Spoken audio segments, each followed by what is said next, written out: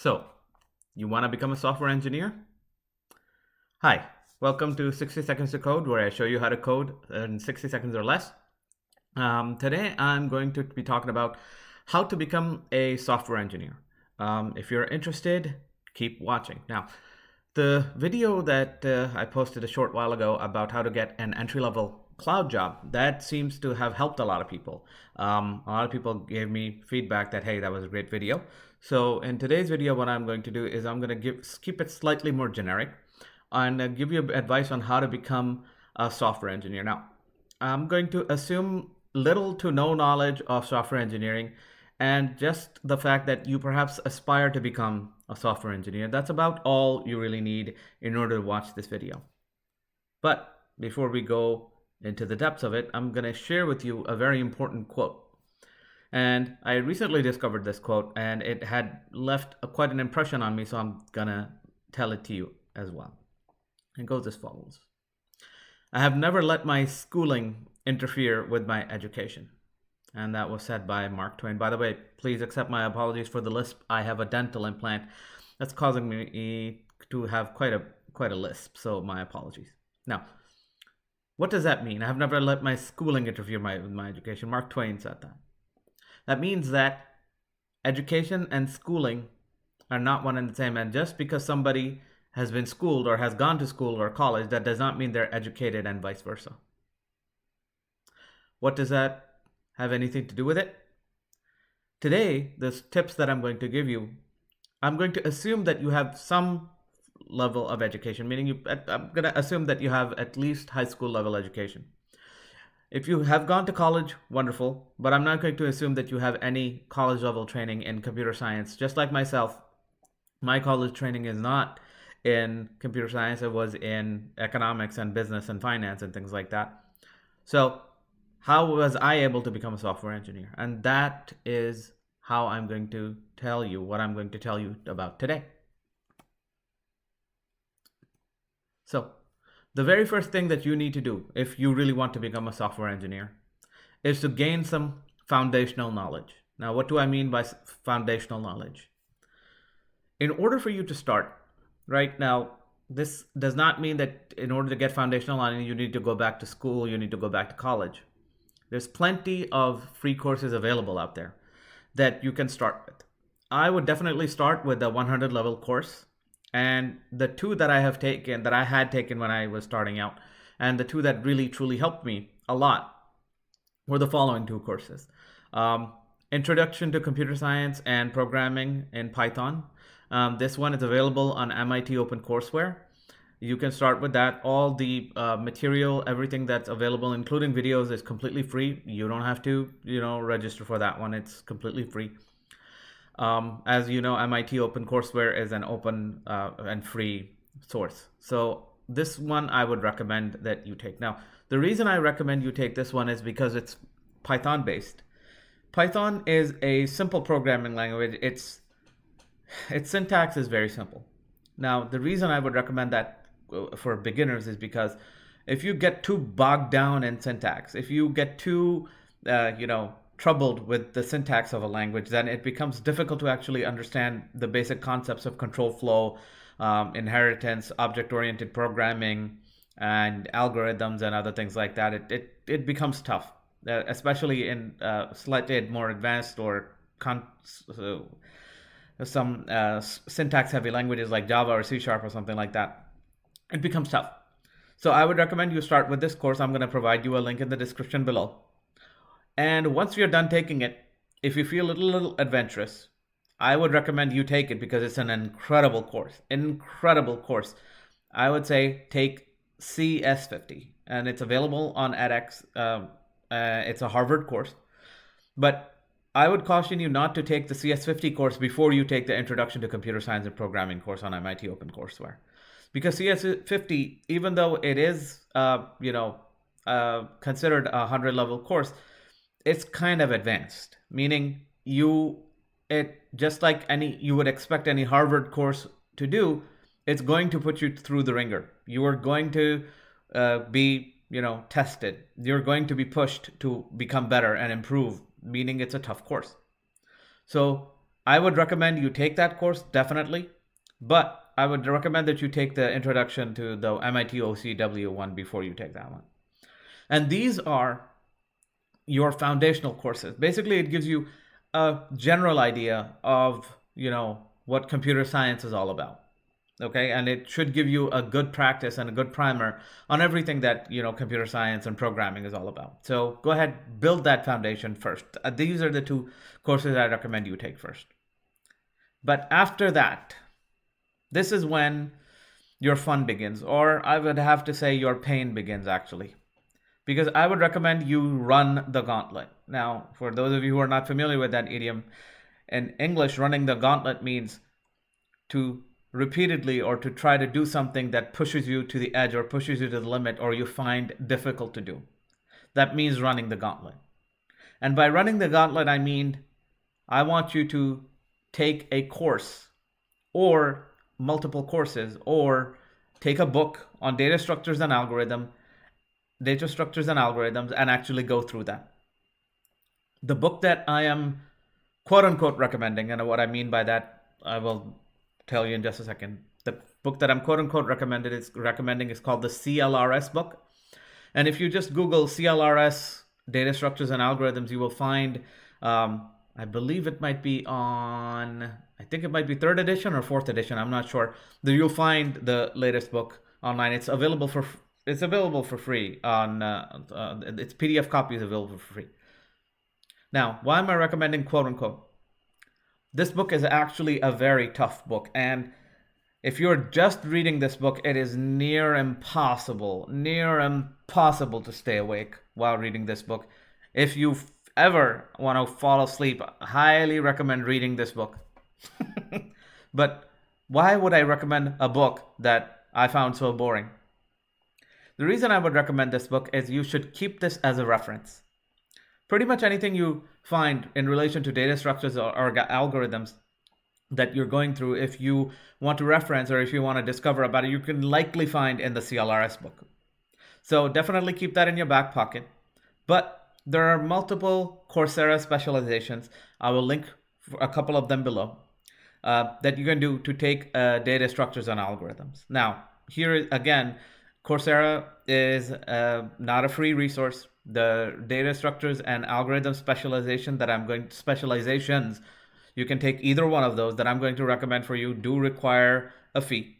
But what this will help you do is it will help you understand how computers represent information. Now, the reason that you want to do this, the reason you need to do this is because you need this fundamental understanding in order to proceed or in order to become better in any higher level specialization in computer science. I cannot stress this enough. It's what I've seen a lot of boot camps do, and this is the problem I discover in a lot of boot camps, is that they don't emphasize much on data structures and algorithms. They have a strict deadline, and for example, if it's let's assume it's a full stack development or a full stack developers boot camp. Because they don't emphasize data structures and algorithms, they don't really show you how information is represented in computers and why you should use algorithmic thinking to solve problems and how to use algorithmic thinking to solve problems. The problem with that is if you don't do that, you will not have a solid foundation to do what is about to come, which is going to be to start to specialize. Okay, so you can pick either a book if you really feel like it. If you feel adventurous, you can run through the CLRS book, and the CLRS book is a tough book, but you can try to run through it if you want. Or you can do one of the two data structures and algorithm specializations that I'm going to recommend below. I actually went through both of them. For the second one, I don't think I did the final course, but I think I did the first 3 or maybe 4 courses. But for the second one, I ran through, actually the first one I did the whole thing. So this you will need to do. Now, the reason I'm calling this running the gauntlet is because data structures and algorithms is not an easy topic. by any measure, it's not an easy topic. And when you're going through learning data structures and algorithms, by this time, you should have a little bit more familiarity with the programming language of choice.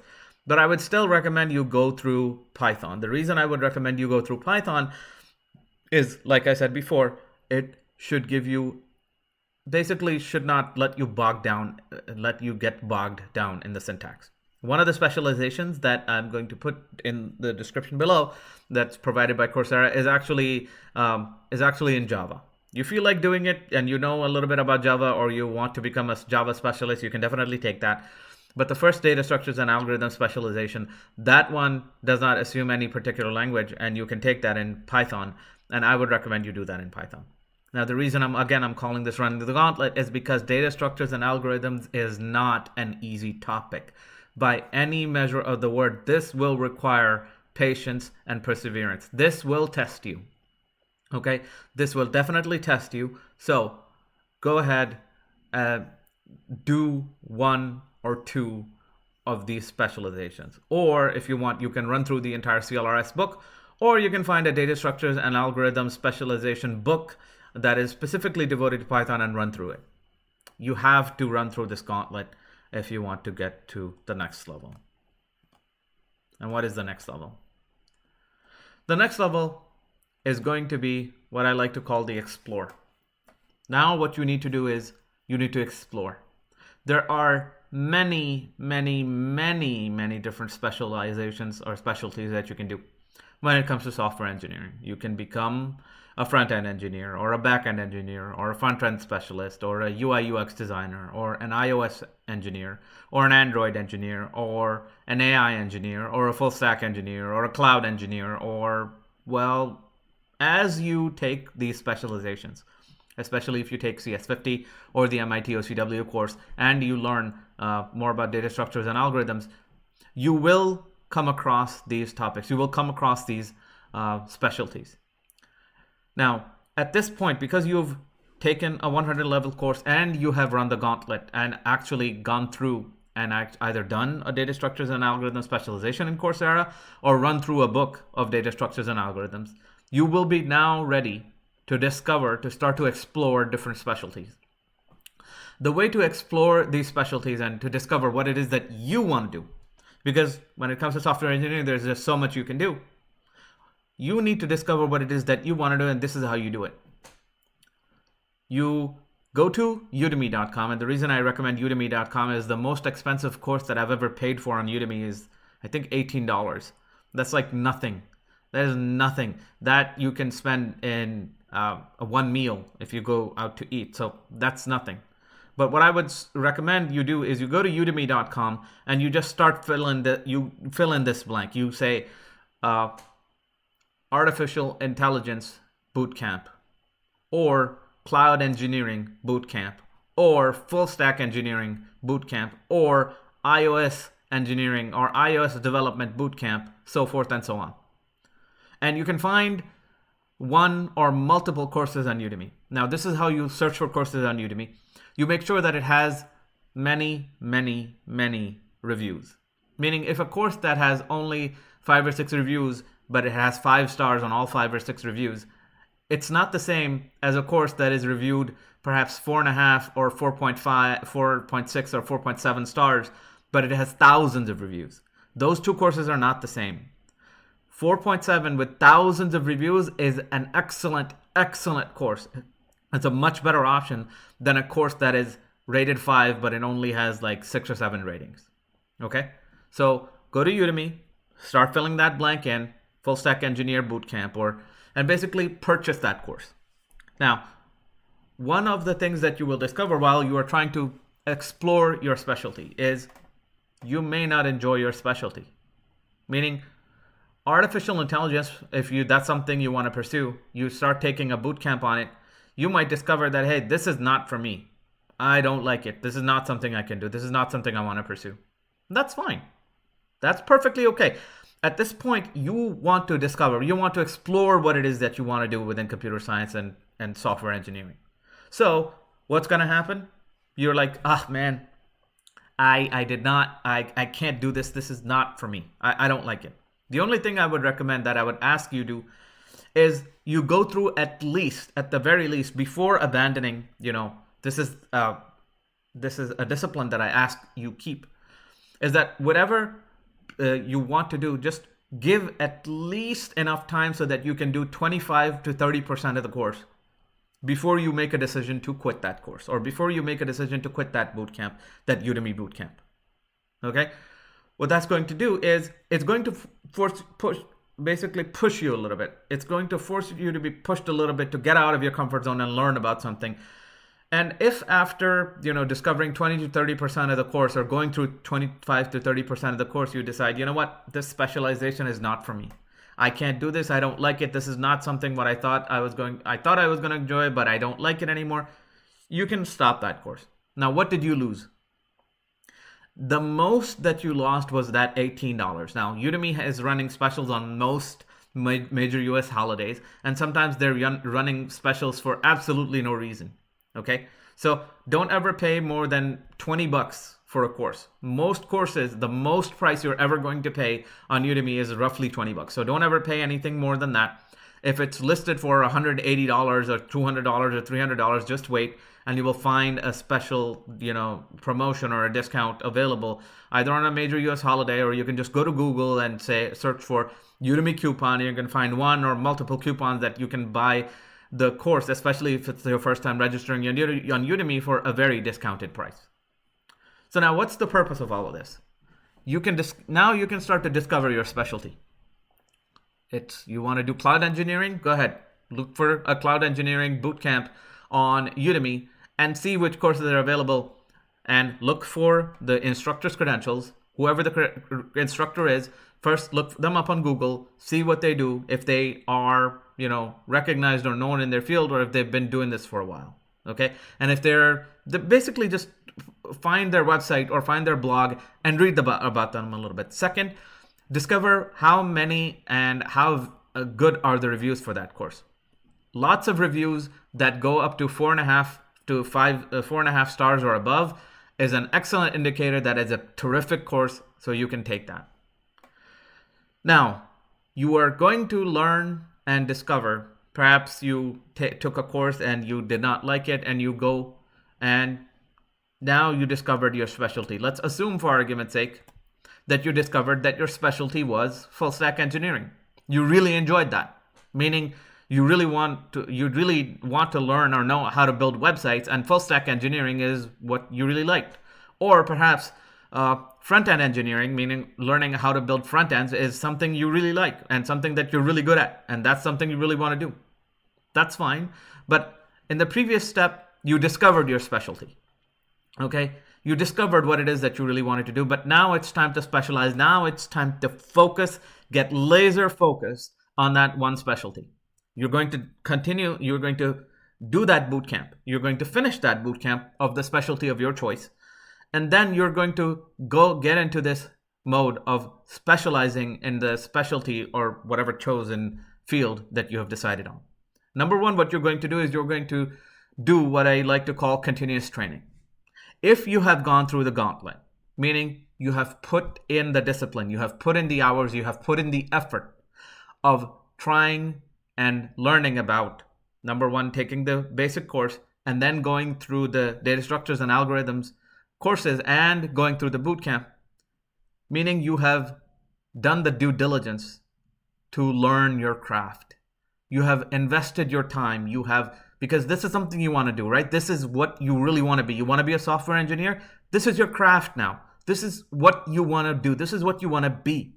So that means you have, by taking the beginners courses, by running through and actually sticking to and working out data structures and algorithms, and then finishing a bootcamp, you have done your due diligence. But now, even while you are taking the course, you will discover that there are going to be some gaps in your knowledge, despite the fact that you've taken all these courses.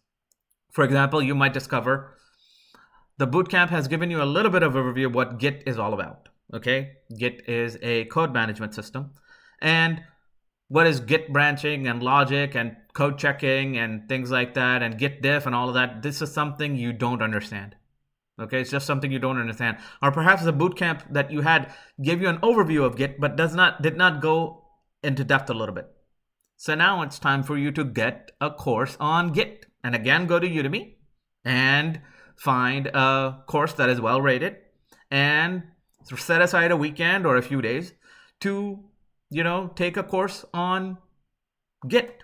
Or perhaps in your specialization, in the course, on the boot camp you took, you discovered that you have a slight bit of a disconnect, or you don't quite understand yet what Docker is, or what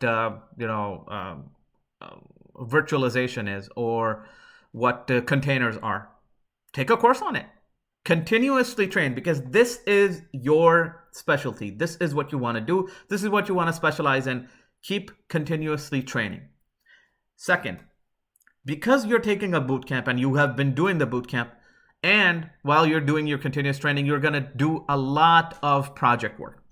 Your boot camp, any good, decent boot camp is going to take you through, whether it's a full stack course or front end course or a back end course or anything, it's going to make you build projects. What you're going to do, you're going to do these projects work, and you're going to start to discover on the internet different projects you can do, different work items that you can do in order to enhance your skills. So go ahead, do those projects. Don't just take a course, don't just watch a video, don't just read an article. Obviously, these boot camps, these courses are going to make you do project work. And what I want you to do also is start to discover projects or something that you find interesting about your specialty and start to do that project work. And when you do that, while you're doing that, you are also putting in the work to do networking and branding. What do I mean by networking and branding? Networking and branding is a little bit about tooting your own horn. Okay? You want to be a software engineer? Great. That doesn't necessarily mean other people know about you. The point of networking and branding is you need to tell the world that you are a software engineer. What do I mean by that? I will go over how to, do all of these network and branding stuff in a little bit. But anytime you do complete a training, I want you to post about it on either your Twitter or your LinkedIn profile. And I want you to tell people that you are doing your project work. So if you do project work, post it on your GitHub profile. And what that means, in just a second, I'll let you know. And if you feel like it, just like I've been doing, and you can discover a lot of other developers do, you can create a coursework video or a project video on how to do something. If you discovered something, you can help somebody on Stack Overflow, or you can write a blog post about it, or you can post about something about Twitter. If you discovered something and if you discovered a problem and you found out how to solve it, you can post about it on Twitter or your blog, etc. Now, after continuous training, after project work, and as you're doing it, you're tooting your own horn a little bit. Your next job is to actually start to gain experience in your specialty. Now, this is how you gain experience without a job. This is the chicken and egg problem everybody will come across at some time in their career.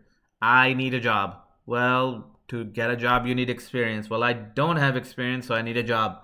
And this vicious cycle will get you stuck. And a lot of people, the reason they don't enter software engineering is because of this conundrum that they face.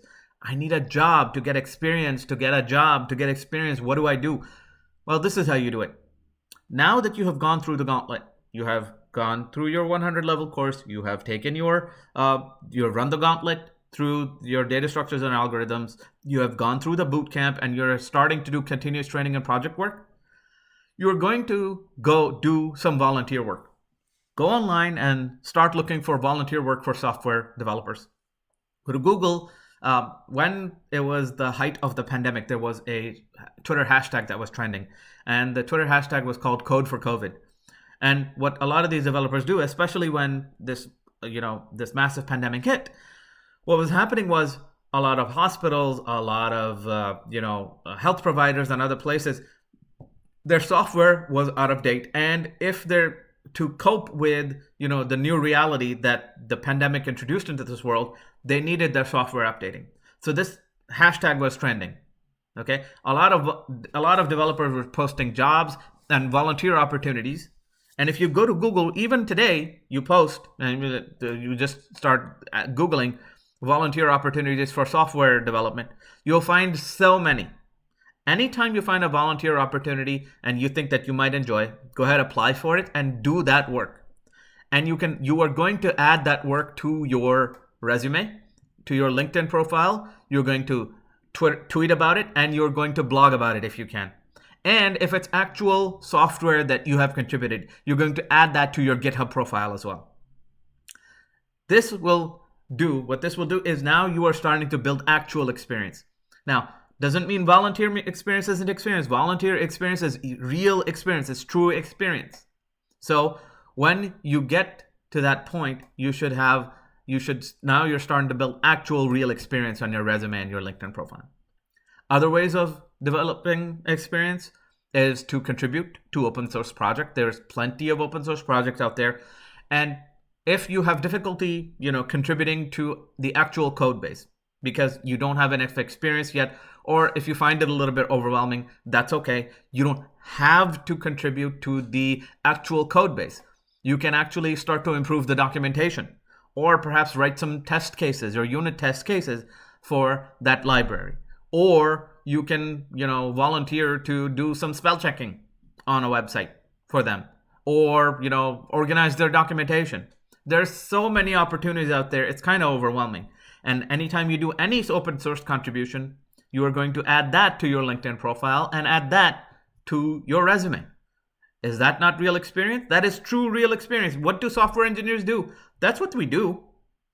Okay, that's what we do. So that's what you're going to do. And finally, I found this venue has dried up a little bit recently, but you can also do freelancing. The reason I've found that it's dried up a little bit is because there's a lot of competition, cutthroat competition at freelancing, but there's a way that I'm going to tell you how to break into freelancing, especially on guru.com or freelancer.com and other websites like that.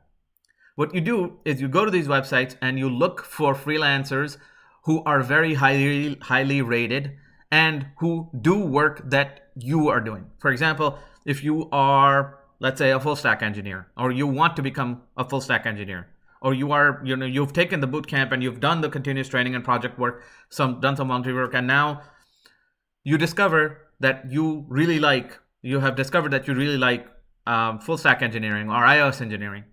Go to these websites, go to freelancer.com, go to guru.com, go to fiverr.com even, and look for those freelancers who are very well rated in those particular specialties.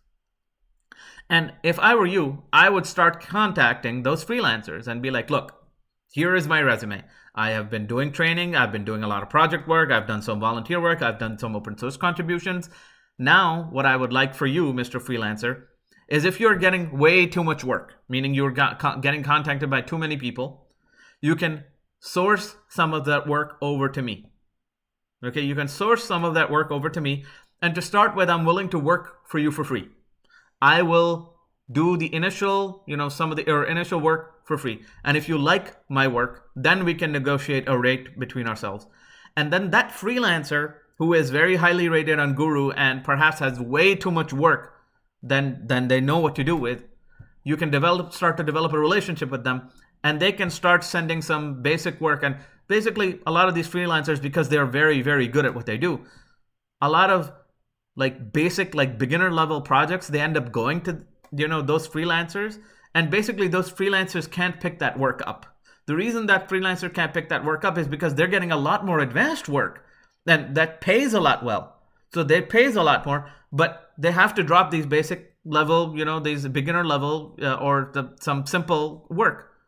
Why can't you be the developer that helps that freelancer take that basic work home or achieve that simple work? And now that's another venue with which you can add experience to your resume.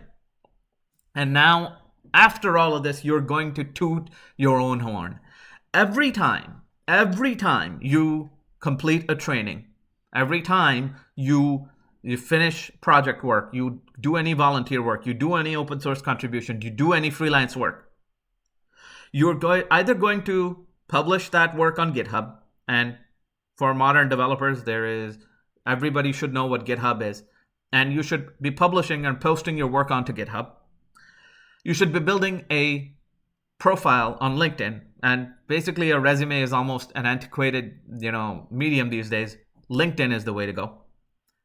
And post on YouTube, Twitter, and blog about any of the project work you're doing, any of the volunteer work you're doing, any of the open source stuff you're doing, and definitely maintain your LinkedIn profile. There's so many articles on how to create an excellent LinkedIn profile. I won't even go into it. But your LinkedIn profile should no longer say, meaning what you are doing today. If you happen to be if you happen to be doing something else and you really want to break into software engineering, create a LinkedIn profile and specify in that LinkedIn profile that that's what you are. That's what you do. That's who you are. You are a UI UX designer. You are an AI engineer. You are a full stack engineer. Even though you may not have gotten your first job yet. Now, which brings me to an interesting question, and it's a question that I would like to ask you. The reason you started watching this video was that you wanted to discover how to become a software engineer, right? How do you become a software engineer? And I would like to flip that question on its head a little bit. I would like to ask you, not how do you become a software engineer, but when do you become a software engineer? I have given you signposts in this video on how to become a software engineer, and if you follow this path, you're gonna be a software engineer. But the question is, when exactly do you become a software engineer? Is it when you finish your first 100 level course? Is it when you finish your training in data structures and algorithms? Is it when you finish your boot camp? Is it when you have done one or multiple specialized trainings or supporting trainings? Is it that when you have done one or multiple projects? Is it when you contribute your first open source? Is it when you first get your first freelance assignment? Is it even when you get your first job? When is it that you become a software engineer? I already told you how, but when in this whole process do you really become a software engineer? And I would like you to ponder something. I'm going to say something bold. The day you become a software engineer is the day you decide to take this path. The day you decide that this is something I want to do and this is something I'm going to do. And I'm going to dedicate myself to learning this because I have chosen this to be my craft. This is my craft. This is what I want to do. This is what I want to be good at. This is how I want to make a living. You will be a software engineer that day. There are going to be many milestones along the way. Many milestones along the way. Meaning when you first finish your first course, you make your first open source contribution, you get your first freelancing gig, you get your first job. All of these are signposts along the path. But that it's not on those days when you become a software engineer. You become a software engineer when you choose to say that this is what I'm going to be, this is what I'm going to do, and I'm not going to quit no matter what. I'm going to dedicate myself to this craft because this is what I really want to do. So, there you have it, folks. That's how and when you become a software engineer. So let's iterate. Take a beginner 100 level course and run through the gauntlet of data structures and algorithms. Don't skip data structures and algorithms. I cannot emphasize that enough. Don't do what some of the modern boot camps are doing. They're charging you $20,000, $30,000 sometimes, and they're not giving you, a primer on data structures and algorithms. Don't skip that. And then go to Udemy and find a boot camp that you're going to enjoy, and go ahead and then start to continuously train, start to gain experience by, contributing to open source, by doing some freelance work, by doing some volunteer work. And the day you go to apply for a job, you will already be a software engineer. You will already be a software engineer when you go to apply for a job. The only thing that will be left to do is to ask someone to actually pay you for what you already do. Software engineering is what software engineers do. That's the definition of software engineering. You want to be a software engineer? Start doing what software engineers do. And what I have described in this video is exactly what we do. Best of luck. And one thing I'm going to end with this video. If this helps you in your career path, you owe me coffee. I said that in my Claude video as well. But what do I mean by that? My career, so many people that have gone before me have helped me. I cannot even begin to count how many people have helped me in my career.